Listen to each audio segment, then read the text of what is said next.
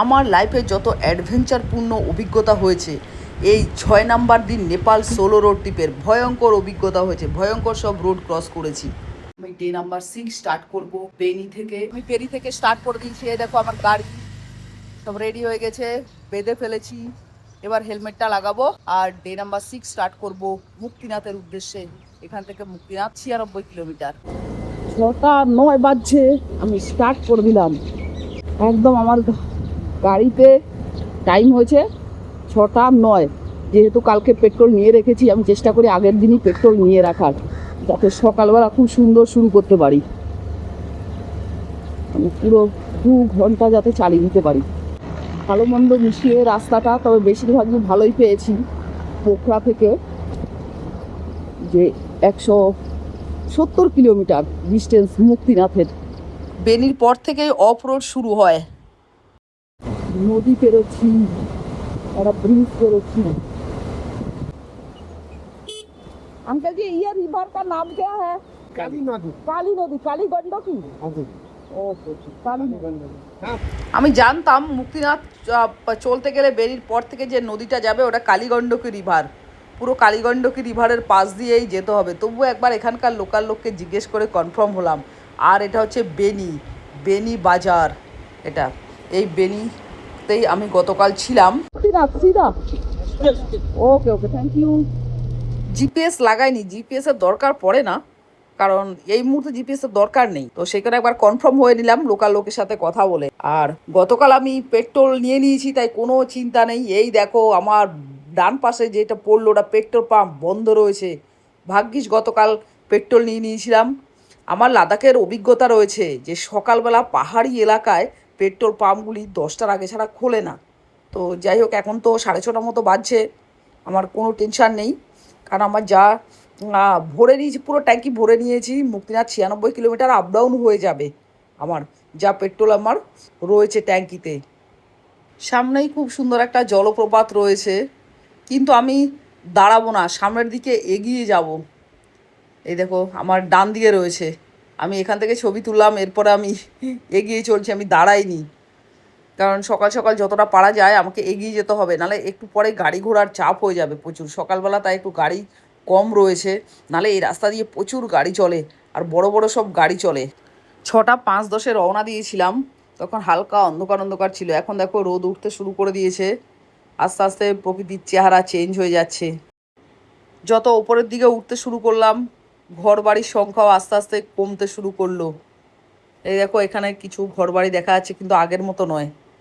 আগে একটা ওয়াটারফলস ছেড়ে এলাম, তাই এটাকে ছাড়লাম না। এই দেখো দারুণ সুন্দর একটা ওয়াটারফলস রয়েছে, যার কারণেই তো এই রোড ট্রিপে বের হনো।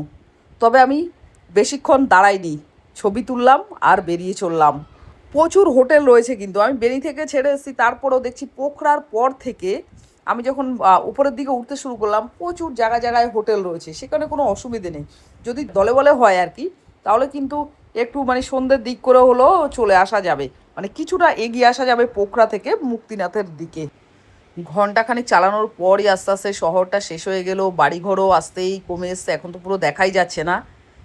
আর আমি যেখান দিয়ে চালাচ্ছি আমার ডান পাশ দিয়ে মুক্তি রিভার নয়, সরি, এত ভুল বলি আমি, মানে কালীগণ্ডকী রিভারটা যাচ্ছে। দেখো সামনে যে নদীটা দেখা যাচ্ছে না, আমার পুরো ডান দিকে রয়েছে, সেটা হচ্ছে গিয়ে কালীগণ্ডকী নদীর পাশ দিয়েই এই মুক্তিনাথের রাস্তাটা রয়েছে। এই দেখো এবার কিছুটা দেখা যাচ্ছে নদীটা, যে এই নদীটার ধার ধরেই সোজা মুক্তিনাথ। একদম নদীর লেভেলে চলে এসেছি, দেখো নিচে চলে এলাম। এটা হচ্ছে গিয়ে কালীগণ্ডকী রিভার। তো আমি পুরো প্রাকৃতিক সৌন্দর্য দেখতে দেখতে আর এই নদীটার গল্প শুনে এসেছি, যে এই নদীটা হচ্ছে গিয়ে জল পুরো কালো জল। দেখি সামনে যদি দেখা যায় দেখাবো। যত ওপরের দিকে উঠছি পুরো প্রাকৃতিক সৌন্দর্য চেঞ্জ হয়ে গেছে, গাছপালাগুলি অনেকটাই কমে এসছে। আগে তো ঘন জঙ্গল ছিল, দুপাশে ভরা জঙ্গল ছিল, মানে গাছপালার ভেতর দিয়ে রাস্তা ছিল, আর এখন আস্তে আস্তে গাছপালাগুলি কমে গেছে। বের করলাম নিজের লাইফের যে নেপালে ঘোরার জন্য লাগে না, কিন্তু যদি ট্রেক করা হয় তখন পারমিশন বানাতে হয়। তার আগে অন্নপূর্ণা বেস ক্যাম্প করেছিলাম, সেখানেও আমাদের পারমিশন বানাতে হয়েছে। তো সামনেই রয়েছে, কারণ এখানেও পারমিশন আমি 750 শুনে টাকা করে এসেছি ইন্ডিয়ান যে অফরোড আছে। রুপিতে নিল। এছাড়া বিভিন্ন ব্লগে দেখেছি, বাপরে অমুক গাড়ি নিয়ে যেতে তারপর হবে, তমুক গাড়ি নিয়ে যেতে হবে, না হলে যাওয়া যাবে না, এরকম সব অনেক গল্প কাহানি শুনে এসেছি। এবার নিজে চোখেই সেটা উপভোগ করছি এবং দেখছি। শুরু হয়ে গেল মুক্তিনাথের অফরোড। বেনি পার হওয়ার কিছুক্ষণের মধ্যেই চলে এলো রাস্তার আসল রূপ। আমি আমার ক্যামেরাটাকে একটু সেট করে দিলাম। প্রচণ্ড খারাপ রাস্তা আসছে দেখতে পাচ্ছি। আমি জানি না কতটা কি ভিডিও করতে পারবো, কারণ আগে যে রোড ট্রিপগুলো গেছি আমি সেখানে খুব একটা ভালো ভিডিও তুলে ধরতে পারিনি। এবার আমি Insta360 লাগিয়েছি এবং আমার গোপ্রো চলছে, তাই এই দেখো শুরু হয়ে গেল অফরোড। আমি শক্ত হাতে হ্যান্ডেল ধরে রয়েছি। আর এই যে রাস্তাটা, এই ভয়ঙ্কর রাস্তার পাশ দিয়ে কিন্তু বয়ে চলেছে ঐতিহাসিক পবিত্র নদী কালীগণ্ডকী নদী। এই নদীর গর্জন যেন বুক কাঁপিয়ে দেয়। আবার রাস্তার যা অবস্থা সেটাও বুক দুরুদুরু করার মতোই। কোথাও নদী আবার শান্ত, কোথাও বা প্রচণ্ড খরস্রোতা। এই কালীগণ্ডকী উপত্যকা ধরেই ওপরের দিকে উঠতে হবে আমাকে। এই চারিদিকের পাহাড়গুলো বিশাল আকার, যেন আকাশ ছুঁতে চাইছে। প্রকৃতি এখানে যতটা রুক্ষ ঠিক ততটাই আবার শান্ত। দেখো কেমন জায়গা দিয়ে গাড়ি চালাচ্ছি, দেখে বুঝতে পারছো। আমি জানি না, হয়তো বা অতটা আসছে না। পুরো একদিকে মানে কি বলবো, এই যে রাস্তাটা পার হচ্ছি না, এটা ভয়ঙ্কর জলা পাথুরে। আর এই মুহূর্তে যেখানে দাঁড়িয়ে রয়েছি জল কাদা, কারণ হালকা বৃষ্টি হয়েছে কালকে। আবার একদিকে কাজ চলছে, খাদের কিনারা দিয়ে চলছি। প্রত্যেকটা মানে কি যত দূর এগোচ্ছি ভগবানের নাম নিয়ে এগোচ্ছি। যেহেতু ভয়টা আমার একটু কম আছে, আর যখন লোকজন থাকে তখন আবার একটু ভয়টা থাকে না। এখানে কাজ চলছে বলে তেমন কিছু মনে হচ্ছে না। তো দেখো আমি আমার Insta360 থেকে দেখাচ্ছি যে কোন জায়গা দিয়ে চলছি। এখানে দাঁড়িয়ে এই লোকগুলোকে জিজ্ঞেস করলাম যে কেমন রাস্তা, রাস্তা কি এরকমই হবে, কারণ আমার তো স্কুটি, চাকা তো বড় বাইকের মতো নয়। তো এনারা বলছেন যে না, খারাপ মন্দে মিশিয়ে রাস্তাটা বেশিরভাগই ভালো থাকবে। তো যাই হোক, এই রাস্তাটা অতিক্রম করলাম, দেখি আগে আবার কত দূর কী আছে। স্লিপ করলে মানে জল কাদা থাকলেই আমার একটু মানে কি বলবো, ওটাকে তাড়াতাড়ি পার করতে চাই, কারণ ওটাতে একটু স্লিপ করে, একটু না বেশ ভালোই স্লিপ করে। আমি আমার লাদাখ যে পাদুম দিয়ে আমি ঝাঁসকার ভ্যালির পাশ দিয়ে যে অফরোডটা করেছিলাম গত বছর, সেই অভিজ্ঞতা কাজে লাগিয়েই আমি সামনের দিকে এগিয়ে চলছি, মানে মুক্তিনাথের দিকে এগিয়ে চলছি। তো রাস্তাঘাট খুব একটা খারাপ নয় আর কি। মাঝে মধ্যে মনে হচ্ছে যেন মানে রাস্তাটা কী বলবো, রাস্তাই নেই, পাথরের ওপর দিয়ে চলতে হচ্ছে। তো যাক, সেটা খুবই কম পেয়েছি, এখন রাস্তা আবার ভালো পেয়ে গেছি। তো সোলো রাইড হচ্ছে গিয়ে মজার বলতে কি, যখন যেখানে ভালো লাগে দাঁড়িয়ে পড়ি। আবার মাঝে মধ্যে আবার একা থাকলে কি হয়, লোকজন না থাকলে পুরো শূন্য রাস্তা, এখন যেমন ফাঁকা রাস্তা, নির্জন প্রকৃতি, একাই চলছি। মনে যেন দু একটা লোক দেখা দিলে ভালো হতো। একদম ভরা রাস্তা, মানে ট্রাফিকও ভালো লাগে না। আবার মাঝে মধ্যে দু একজন রাইডার থাকবে বা গাড়ি ঘোড়া থাকবে, সেটাও চাই। তো এখন যেই মুহূর্তে আমি এখন যাচ্ছি, পুরো লোকজন প্রায় শূন্য বললেই চলে। সব মানে ভীষণ সকালেই বেরিয়েছি আমি, মানে 10টা 11টার পর থেকে একটু রাস্তাঘাটে লোক দেখা দেবে, মানে গাড়ি দেখা দেবে। লোক বলতে কি, এখানে গাড়ি ঘোড়া দেখা দেবে। আবারও একটু উঁচু নিচু মানে কি এবড়ো খেবড়ো রাস্তা শুরু হলো। এই যে রাস্তা দিয়ে চলছি না, এটাকে এনারা অফ রোড বলছে। আমার মতে এটাকে অফ রোড যদি বলি, আমাদের লাদাখের সাথে কম্পেয়ার করি, তাহলে এটা অফ রোড ঠিক নয়। এটাকে ওনারা বলছে যে রাস্তা খারাপ, যত ওপরের দিকে উঠবো তত নাকি ভালো রাস্তা। আর বলছে যে জামসাম, জামসাম থেকে পুরো ভালো রাস্তা পেয়ে যাব, কিন্তু জামসাম এখনও দূরে রয়েছে। তার আগে আমাকে এখানে বলছে যে সামনে পারমিট বের করতে হবে। ঘাসা বলে একটা জায়গা রয়েছে, সেই ঘাসাতে পারমিট বের করব। তো এখনও পৌঁছায়নি ঘাসাতে। যত তাড়াতাড়ি সম্ভব আমি চাইছি যে আর কি পৌঁছে যেতে, কারণ যত বেলা বাড়ে না ভীষণ হাওয়া হয় উপরের দিকে, কারণ এখনও অনেক উঁচুতে উঠতে হবে আমাকে। এখন আমি যেই জায়গা দিয়ে চলছি আমার পুরো লাদাখ মনে পড়ছে। দেখো, জানি না যারা লাদাখে বেড়াতে গেছো তারা হয়তো লাদাখ বলেই ভুল করে বসবে, কিন্তু এটা না, লাদাখ নয়, এটা হচ্ছে গিয়ে নেপাল। পুরো অনেকটা লাদাখের স্মৃতি আমার মনে পড়ছে। বেনি পার করলাম, আর ঘন্টা দুয়েকের মধ্যে ম্যাজিকের মতো যে চেনা পৃথিবীটা ছিল, চারিদিক সবুজ ছিল, জলপ্রপাত ছিল, সেগুলি মনে যেন কর্পূরের মতো উড়ে গেছে। আর আমার এখন চারপাশে শুধু রুক্ষ সূক্ষ্ম ধূসর পাহাড়ের রাজত্ব। বিশাল বিশাল দাঁড়িয়ে থাকা পাহাড়, কোনো গাছপালার নাম নিশানা নেই, আর মাটি পাথরের রঙের, কেবল ধূসর আর বাদামের খেলা। প্রকৃতির এই রূপ যেমন রুক্ষ, তেমনি কিন্তু একটা মারাত্মক আকর্ষণ করে। এখানে একা একটা গাড়ি নিয়ে ছুটে চলার যে স্বাধীনতা, তা ভাষায় প্রকাশ করা যাবে না। আমি তো দারুণ এনজয় করছি, খুব ভালো লাগছে। আর অবশ্যই মনে যেন ভারতবর্ষের লাদাখেই রয়েছি, এরকম মনে হচ্ছে আমার। ব্রেক নিলাম না, শুধু ভিডিওটা করার জন্যই দাঁড়ালাম। জমসম এখান থেকে 40 কিলোমিটার, আর এটা হচ্ছে রূপসা ওয়াটারফলস, মুক্তিনাথ যাওয়ার পথে পড়ে। একটা সুন্দর জলপ্রপাত পেয়েছিলাম, তাই কিছুক্ষণ দাঁড়িয়ে ভিডিও করেছি, দেখেছি, তারপরে আবার রওনা দিলাম। এই যে চারিদিকটা এত রুক্ষ সূক্ষ্ম সৌন্দর্য, এই সৌন্দর্যের আড়ালে লুকিয়ে আছে এক কঠিন লড়াই। লাদাখের মতো হলেও এখানকার রাস্তাও কিন্তু কি বলবো, কম কঠিন নয়।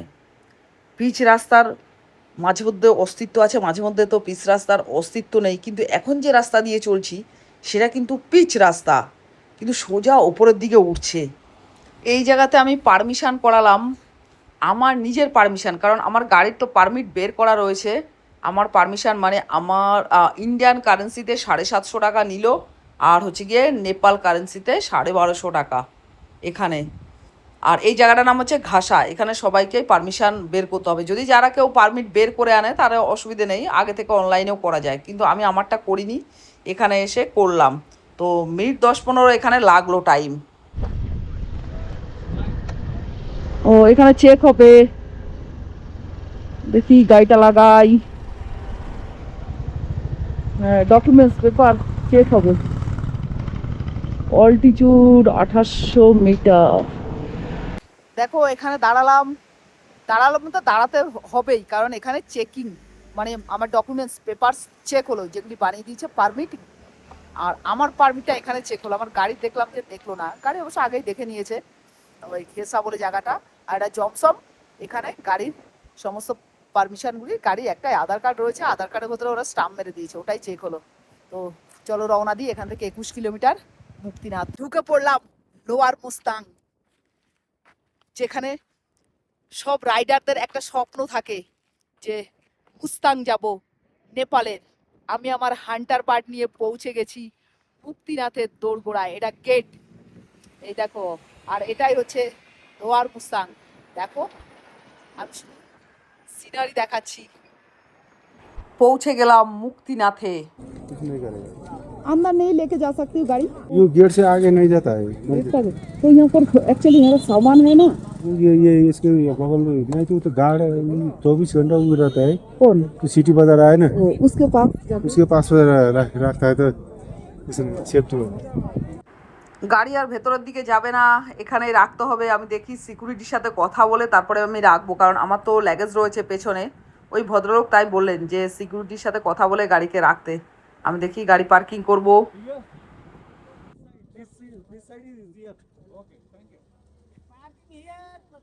পার্কিংয়ের জন্য বললো, দেখি এই জায়গাতে যাই, পার্কিং করাই ওই গাড়িটার পাশে। হ্যাঁ এখানে প্রচুর রাইডার এসছে, এ দেখো প্রচুর গাড়িতে ভরা রয়েছে। কিন্তু আমাদের ওয়েস্ট বেঙ্গলের গাড়ি আসার সময় দু একটা দেখেছি, আর দেখলাম না। যাই হোক এখানে আমি গাড়িটা পার্ক করে নিই। এখান থেকে 1 কিলোমিটার হেঁটে ওপরে উঠতে হবে এবার মন্দিরের কাছে। সিকিউরিটির সাথে কথা বলে গাড়িটা রাখলাম এখানে। তো ওনাকে বলেছি ইন্ডিয়ান কারেন্সিতে 50 টাকা দেবো। আর দেখো আমি ওপরের দিকে এখন ট্রেক করতে হবে 1 কিলোমিটার। ট্রেক করে আমি চলছি মুক্তিনাথ মন্দিরের দিকে। হাঁটতে হবে এখনো অনেকটা, ট্রেক তো করতে হবে। মহেশ্বরকে দেখতে গেলে তো কষ্ট তো করতেই হবে না। প্রায় 6 ঘন্টা গাড়ি চালানোর পর এবার 1 কিলোমিটার ট্রেক করে উঠছি। যারা ট্রেকিং করো তাদের নিশ্চয়ই অভিজ্ঞতা রয়েছে ওপরের দিকে উঠতে গেলে কেমন। বাপরে, অবশেষে এসে পৌঁছালাম মুক্তিনাথের। অবশেষে সব বাধা পেরিয়ে আমি এখন আছি পবিত্র মুক্তিনাথ মন্দিরে। নিচে গাড়ি পার্কিং করে চড়াই পেরিয়ে 1 কিলোমিটার ট্রেক করে আমি যখন এই মুক্তিনাথের মন্দিরে এসে পৌঁছালাম, সব এক নিমেষে ক্লান্তি দূর হয়ে গেল। আমাদের দেশের জাতীয় পতাকা নিয়ে নেপালের রাইডারদের সাথে ছবি তুলছি। নেপাল থেকেই দিচ্ছি শান্তির বার্তা, সব যাতে সারা বিশ্ব যাতে যুদ্ধ থেকে মুক্তি পায়। মুক্তিনাথ থেকে নিচে নেমে এসে নেপালের ঐতিহাসিক ভিলেজে মারফায় আজকে আমি 6 নম্বর দিন স্টে করছি। থাকালি খানা খাচ্ছি, থাকালি ভেজ থাকালি, যেটা নেপালের ফেমাস।